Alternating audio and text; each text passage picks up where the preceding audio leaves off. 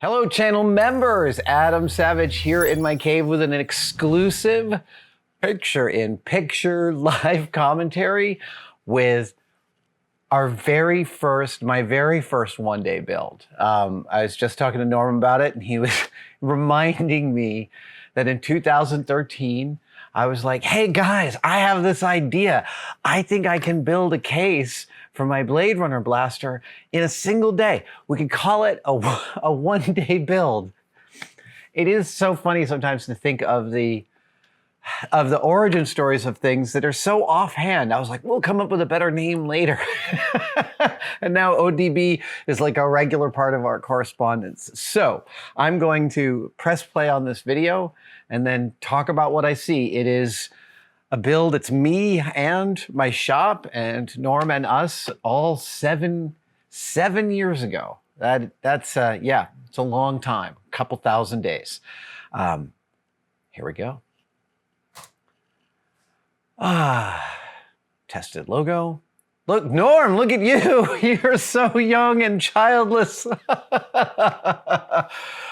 Oh, I remember that shirt. There's the blaster. I'd say about 500 people have handled the blaster since I'm holding it in this picture. I hand it to everyone who enters the shop, so it gets a good patina of enthusiasm.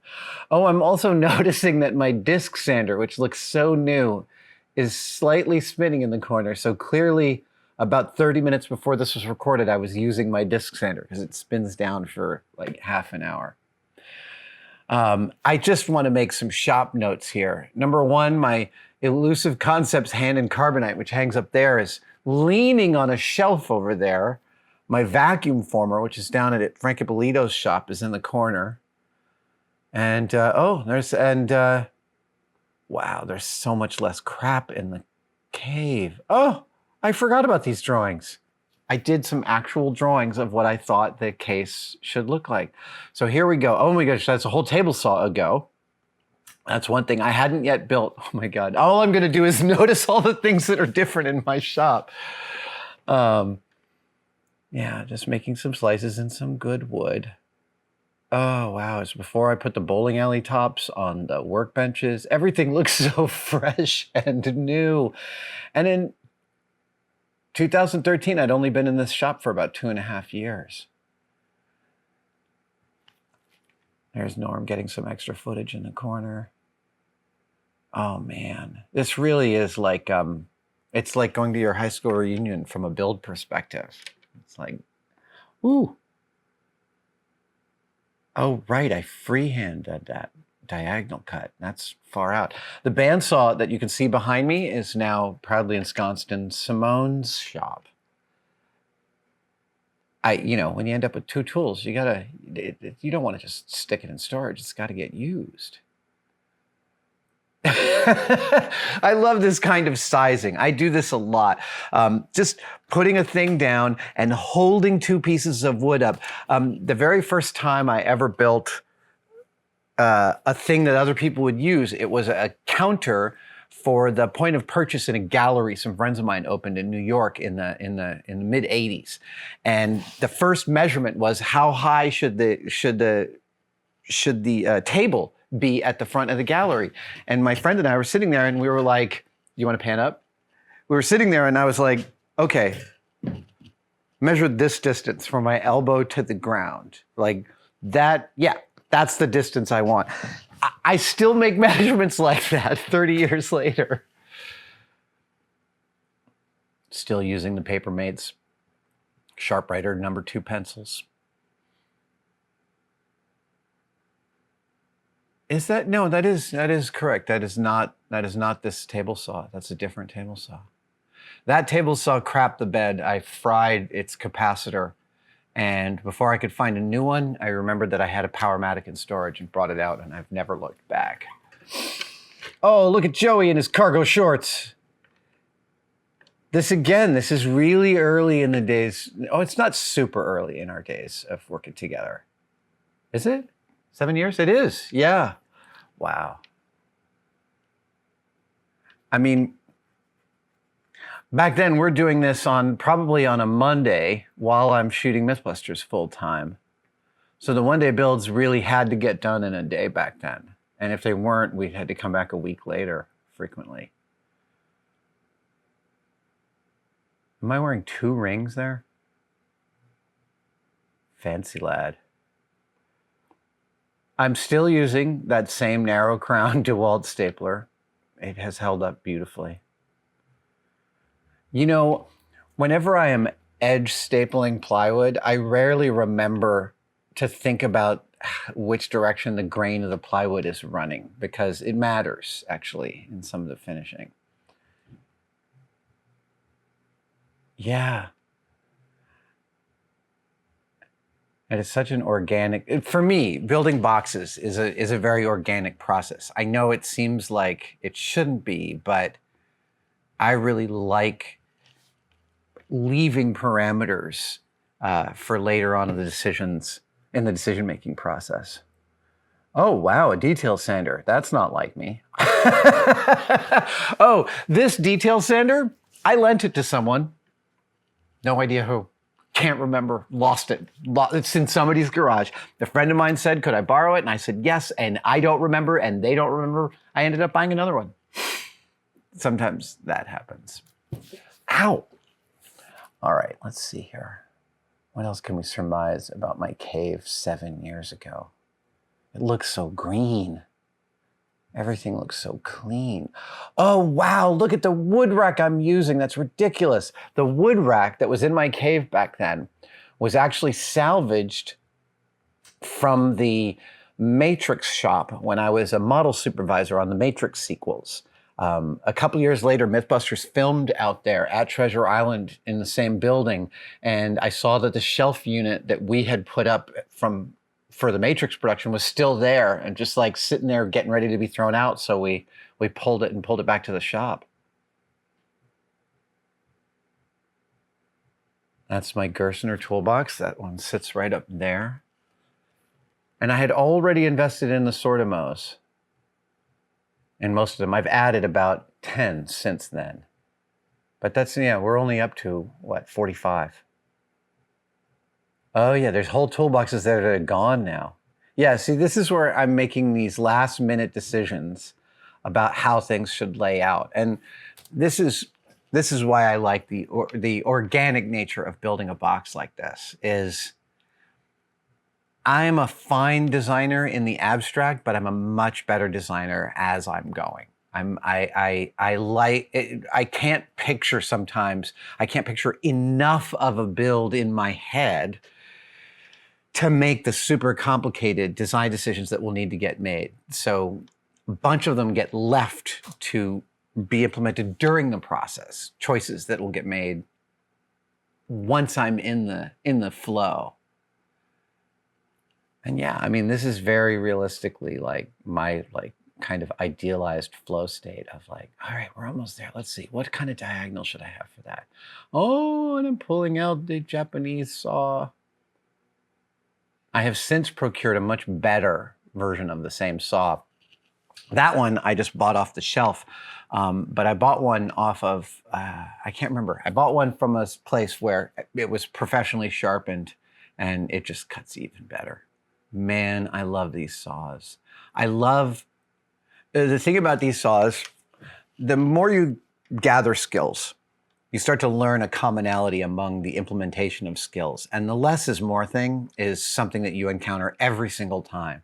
Whenever you're forcing too much, the answer is to relax. Whenever you're pushing too hard, the answer is to pull back. And the Japanese saws, they engender that in every aspect. You don't want to force, you want the lightest touch, and then you will get the deepest cuts. It's really, really true. I keep on learning that same lesson, that when you're pushing really hard, when you're forcing something, you're just not going to get a refined parameter. Handing Joey a battery from off camera.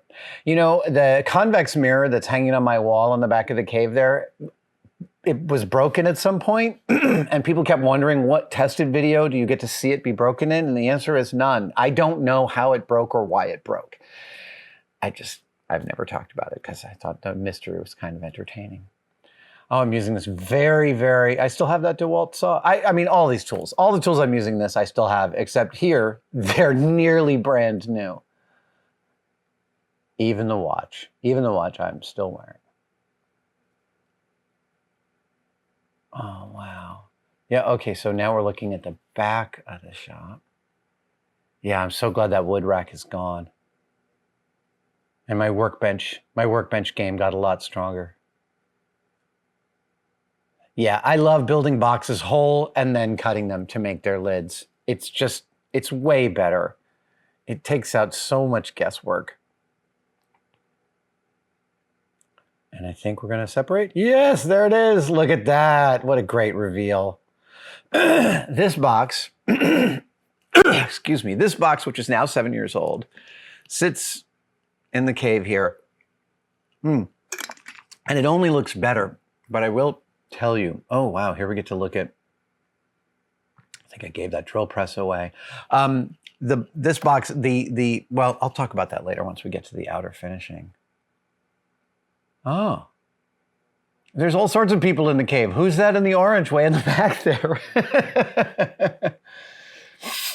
Even back then, I liked going shopping. So that is my bin full of corners and box hardware. Some of those bits and findings have moved elsewhere. There we go. Look at it. Look at it in its original state. A couple of years after that, a couple of years after we shot this, I would be introduced to Tom Sachs, and we would talk on the phone. And one of the earliest things Tom said to me on the phone was, man, I love the Blade Runner Blaster one-day build. It blew my mind. It was an early point of connection. I mean, one of the thrills for me is seeing all these old organizational strategies. Like right here, I'm looking at all of my oils sitting in the open lid of a toolbox, and those said oils are now all here in the underside of this workbench, so I have the most regular access to them. Hitting the hardware with a little black paint. Yeah, we'll let that weather itself naturally later on. Oh, oh, right. I'm actually, the brass hardware, I'm using a little bit of an acid etch to darken the brass hardware. Later than this, I would discover that a blowtorch works great for aging brass hardware. And also, you don't need caustic chemicals.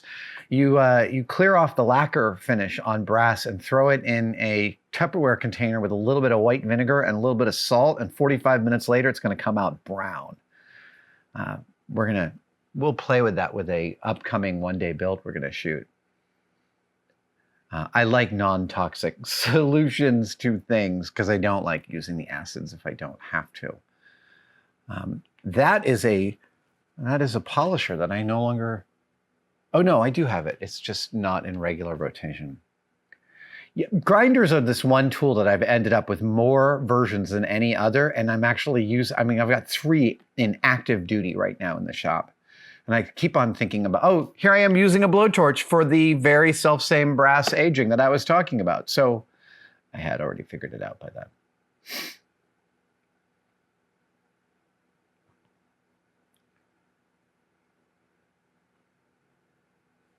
I'm trying to see what time it is on my watch just to see where I'm at. One of the jokes here is that I always underestimate the amount of time these builds are going to take. And it started with this. I thought, oh, it's going to be like 5 or 6 hours. And it was like it was a long day, was it? Yeah, it was a long day when we finished. Norma's like, yeah, it was a long day. Here is some textured paper. We used to have a Flax art store only around the corner from us here in the Mission, and it's no longer, and I'm very sad about that. Because I bought a bunch of this textured paper from them, and it's what we covered the box in. And it's really, really neat and fun to work with. And, you know, I buy my stuff online, but paper, man, it's one of those things that I hate buying online because 2 out of 3 I'm successful at, but it means like 1/3 of my purchases aren't the right thing, and you got to go through the return. It's a pain in the ass. Yep. There it is. Okay, so I'm using the spray glue to hold this paper on, and I will tell you, I would use a more tenacious glue today than I did back then, because that Super 77, it's not a permanent mounting solution. In fact, someday I may need to completely recover the Blade Runner box. Yeah, Super 77, a completely critical tool, and every maker should have some of it in their shop, but it is not archival, shall we say. It's super not archival. It's got acids in it that will yellow your paper over time. And again, for black paper, it's not a problem. But you can see, if you were here in my shop and I showed you the Blade Runner box, you would see that the paper is bubbling in some places. And I guess you got to go through each one and slice it and run a little Q-tip with some glue in there and secure it down. But it's a pain in the butt. Oh, man. There's some stuff in here I can see, like I had just gotten that thing. Oh, I just gotten this thing. There we go. Oh, I love laying down paper like this. It's talk about oddly satisfying. Laying down a wide sheet of paper when you're doing a dry transfer like that, super oddly satisfying.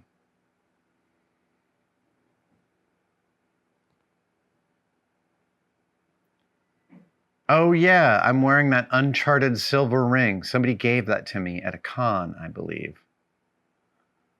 Oh, cutting out the drawer. That was a late edition, I think.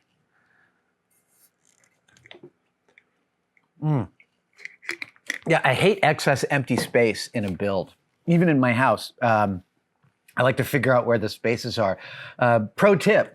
If you measure all the rooms in your house and you build a architectural model of your house, even in corrugated cardboard with hot glue, you'll discover several voids in your house where there's big chunks of empty space. Yeah, they happen. And sometimes you run your HVAC through that space, but sometimes it's just there. In our kitchen in my current house, there's like this big void of space behind a corner cabinet where we don't utilize all the space. I once stuck a camera in there, and you can see this like ancient mummified dead rat deep in this container. Yep, weathering another brass pole with the blowtorch. All right, it's about 2 o'clock now. All right, I can see how I'm probably 5 or 6 hours into this build at this point and not super close to the end. I'm maybe 4 or 5 hours from the end. So we thought it might be a 7 or 8 hour build, and I think it ended up being like a 10 or 11 hour build. Oh, that's really pretty. A countersunk hardware, always a really gorgeous move. What am I doing there? Oh. Styrene. Oh, I see what I'm doing. Right. I'm providing runners for the drawer because I needed a very specific amount of space allotment for it, and styrene was a faster solution. You can see my staple there in the back of the drawer went right through. I'm not going to worry too much about that because I think I ended up lining that drawer. Again, more blowtorches. So apparently, this is the build on which I discovered I didn't like the acid and moved on to the blowtorch. More paper. I think this is where my butt got kicked on this build, because adding paper to the outside of something like this is it's a time-consuming and precise process. It takes longer than I think it does. And maybe it takes longer than I think it does because I can picture it really quickly in my head. And yet, as you can see here, you've got to move slowly and purposefully to get it all right. And again, like I'm always saying, order of operations is everything. Which piece of paper you're putting down last matters, because you can end up hiding a lot of crimes by making good decisions about the order on which you lay the paper down. That combination square sits right here. It's literally a foot from my face. I'm still using it. A good Starrett combination square, by the way, which, Starrett's been making beautiful combination squares for 100 years. You can pick up old ones for 20 or 30 bucks on eBay. It's really worth it. Oh yeah. Now I'm making the internal, right. See, so like part of me was thinking at the beginning of this, oh, I'm just going to build the outer casing. And then as I'm starting to make this part, which is the whole interior of the case, that's when, and this is the mid-afternoon and there's still a whole crap ton of work to keep going.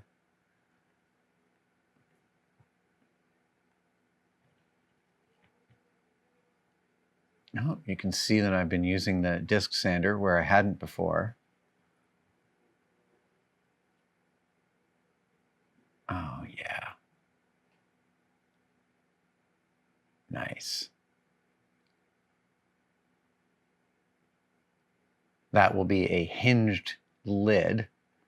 Yep, there I'm getting some coffin hinge, piano hinge. I wonder if there are regional dialects in which one says coffin hinge or piano hinge. In San Francisco theater, we kept on saying coffin hinge, and I'm not sure exactly why. Ah, my original portaband. That's the Milwaukee Beast. That one crapped the bed on me. Actually, no, its batteries crapped the bed on me. I still have that saw, but the 28-volt batteries, which are like $140 a piece, both of them gave up the ghost after a few years of service. Pop rivets, still one of my favorite attachment tools. I ended up moving my rivets box from Sortimo number like 33 to number 3 because I use it so much more frequently than I thought I did. I kept it much closer to where I'm actually working. Yes, the form is finally starting to become clear. And now I haven't even solved how the gun sits in the case. Oh my gosh. I really remember how this build felt. I really remember what it felt like to go through it. Look at that, 1.5 inch MDF. Oh my God, what glorious stuff. This MDF is actually an LDF, a light density fiberboard. Unlike MDF, unlike common MDF, this stuff, Trupan, does not use formaldehyde as a binder, so it's much less toxic to breathe the dust of it. I know some people, some woodworkers who have a formaldehyde sensitivity. They can't be, there are folks at ILM who couldn't be in the building when we were sawing this stuff. And also MDF it's heavier than kryptonite, man. So it's always nice to have a, wow, what's going on with my bandsaw? At any rate, LDF that I use is called Trupan, Trupan, and it is a sustainable growth product using new growth pine, if I remember correctly. And I still use it from time to time. For the most part, though, I'm almost completely a plywood shop. Yep, there I am figuring out how that, yeah. It is so funny to watch this problem solving happening in real time. I haven't watched this video since it came out, so this is the first time I've seen this in 7 years.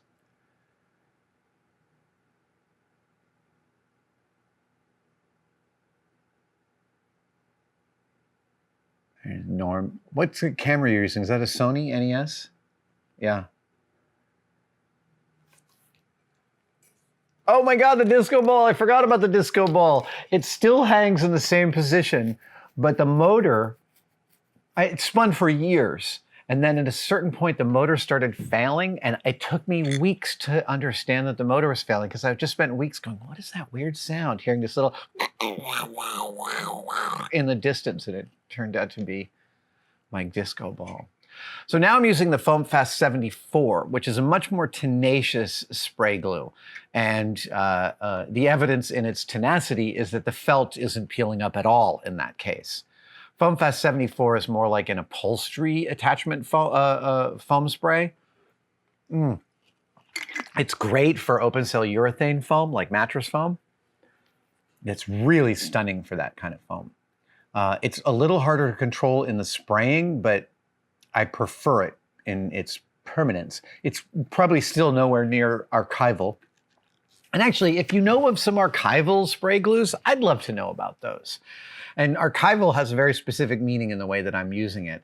It means it doesn't possess certain acids which will, over time, off-gas and deteriorate the objects that are near them. So when you draw a nice piece of artwork, you can put it in an archival frame. You're using all tapes and glues that do not have any off-gassing negative aspects. Here I am attaching all the felt to the inside. Norm's helping me with the big cuts. And I think we've gone to a time lapse here for expediency's sake. Joey's like, I think I'm going to stop chasing you around. It's been 8 hours. We're going to let you kind of go on this. Yeah. We're all getting a little bit tired at this point. I even think you could see it in my affect here. I'm like kind of pushing at this and pushing at this. Oh, look at all the colored paper tape I've got on my toolboxes to help me see what's in them. I would end up replacing all of that color. It would all rot and start to peel off. And I would end up replacing all the colored tape with whiteout markers because it's so much easier to see from a distance. Here you can see it's starting to come together. Yep, putting in the little hinges. You know, this shot of like the close-up of a drill and a hinge, it's such a classic YouTube maker shot.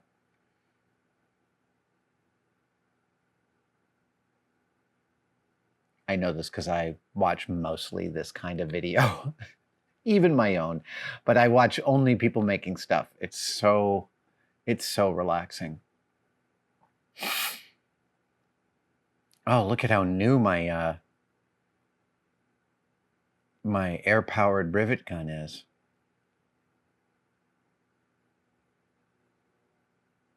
Oh, yeah, using some Sharpie to, yeah, okay, now we've gone to a time lapse again. You know, it's funny because I'm sure watching me, these guys are like, he must be close to finish. Oh my God, he's not even close to being finished. Because the same thing's happening in my brain. Oh, it's time to attach the butterfly hardware. I have a special place in my heart for butterfly closures like this. They're beautiful. I think they're really lovely and super robust. It's just a completely positive latching system. Oh, look at me putting a little crazy glue on the rivet before putting it in the wood.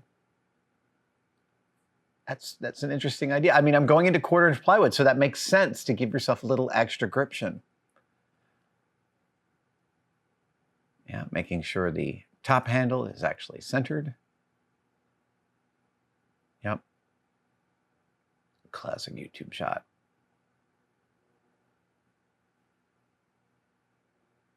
Is that red light you taking pictures? Yeah. I mean, I never went through and weathered this case. That is something I didn't do, but it has gotten really beaten up just sitting here in the cave. Sitting here in the cave is one of the best weathering techniques I've come up with. Oh, and here we are. We're talking about the finale. I've got some stickers on it now. I put the brass corners on. We all look a little bit tired. The shop is definitely a little bit beat up.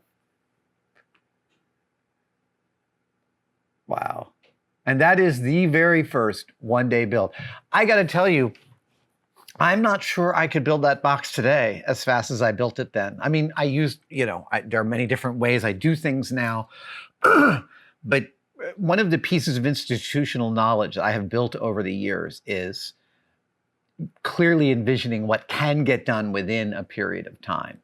And I look at that box and I'm like, I can't believe I built that in one even long day. There's a lot of engineering going on in that box.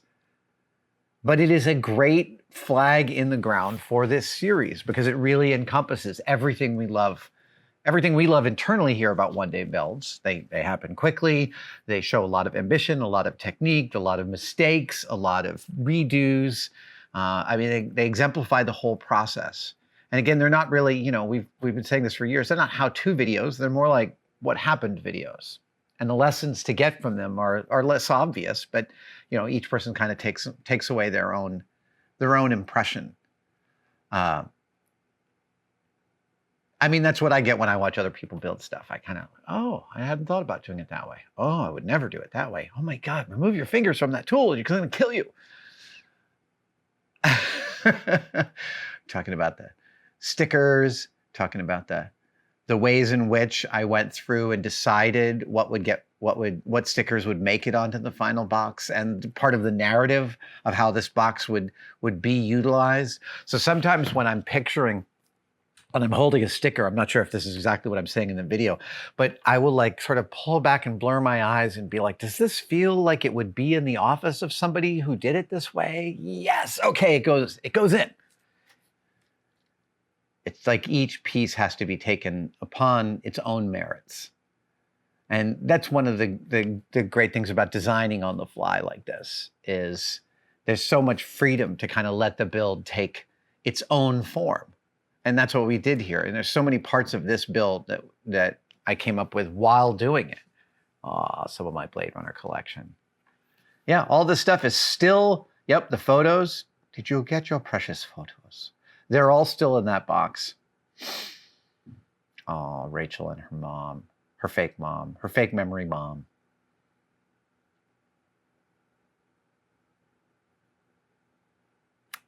You know, I saw a Polaroid in a television show recently, and they didn't even bother to make it out of 2 pieces of paper. It was just a flat color print, and it kind of made me mad. But then I realized the prop maker who made that might not have ever even seen a real Polaroid photograph.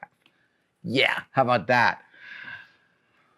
Oh, Tessa is so young, and we are 7 years younger, and the cave is so much less formed. It is fascinating to see how a shop develops over time. I mean, what you can see in my shop, right here we are looking at the original designs and seeing how it came out. I mean, one of the things I love to point out is that there's always room for more storage on the Z-axis if you're paying attention. And one thing you can see between the shop 7 years ago and the shop now is I have utilized a huge amount of the Z-axis in this shop. So that the floor area, here we go, a lovely reveal. Yeah, that piece holds it in. Yeah, still some, a little sticker I had to put in there just for a little more elaboration. Oh, yeah. We have since added some more functionality inside that case. I have, one of Dave Goldberg's snub blasters in there and some other parts. I have some Blade Runner money from Jason Eaton. I've got some new Blade Runner money to print out, but that'll be a future one-day build. Oh, yep, and my ammo box. You know, I did this ammo box with the stripe around it as a kind of seal of approval on the ammo box, and I have noted since then that other Blade Runner aficionados have followed a similar design aesthetic with ammo boxes. I'm not taking credit for it. I might have seen something and piqued something in my head, but I am just noticing that I was an early adopter. That's all I'm saying. And the final beauty shots. Oh, that is a lovely start to this series. Like I said, it's way more ambitious than it should be, but I'm really glad we got it across the line. And there you go. I still love this piece. It's, you know, one of the things that happens with pieces that are really good, that you like, one of the things that happens with pieces that you really dig is sometimes you can't remember having made them, or you can't remember how the decision-making process happened because it seems so organic. And I'm grateful to be able to watch this process unfold because I love this object enough that it does still mystify me in some ways. And yet we have the evidence of that decision-making process. And this turns out to be something that I consistently now do when I have objects that I love, like my Blade Runner blaster. The vessel that I make for it becomes an abiding obsession, as evidenced by my Captain America costume case that I made, sword cases that I've built for pieces of my collection. The vessels are so important to me. They've got to celebrate the piece. My Chewbacca mask vessel. Yeah, no, someday I'm going to have an art show just called Vessel. And there we go. The cave in all of its late night, long day build glory. Guys, thank you so much for joining me for this one day build commentary. The first of many. It is lovely to go back over our earliest build. Channel members, I will see you next time.